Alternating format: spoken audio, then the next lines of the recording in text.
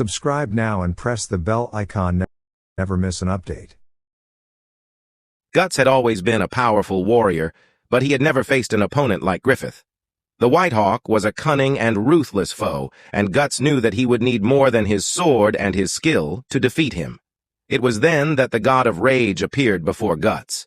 The deity was a massive, wolf-like creature, with fur as black as night and eyes that burned with a fiery intensity. The god offered Guts a gift, the power to upgrade his berserker armor, and become even more formidable in battle.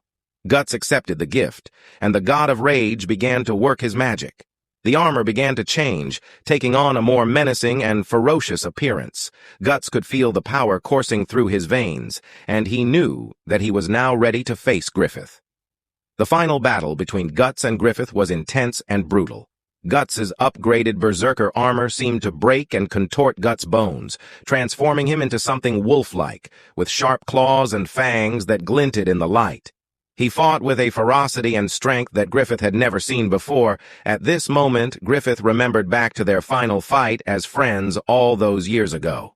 As the battle raged on, Guts could see that Griffith was becoming more and more powerful. The White Hawk's aura was growing stronger and stronger, and Guts knew that he would need to find a way to break through it in order to defeat him. That's when the Moonlight Boy appeared. The child, who was apparently Guts and Casca's son, had a mysterious power that allowed him to control the flow of time and space. The Moonlight Boy offered to help Guts, but at a terrible cost. The Moonlight Boy explained that he would need to sacrifice himself in order to make Griffith's body vulnerable to Guts's attacks. Guts was hesitant at first, but he knew that it was the only way to save Casca and stop Griffith from wreaking havoc on the world. With a heavy heart, Guts agreed to the Moonlight Boy's plan. The child used his powers to create a temporal rift, and Guts plunged into it with his sword drawn. Inside the rift, Guts could see Griffith's true form, a monstrous being that was almost beyond comprehension.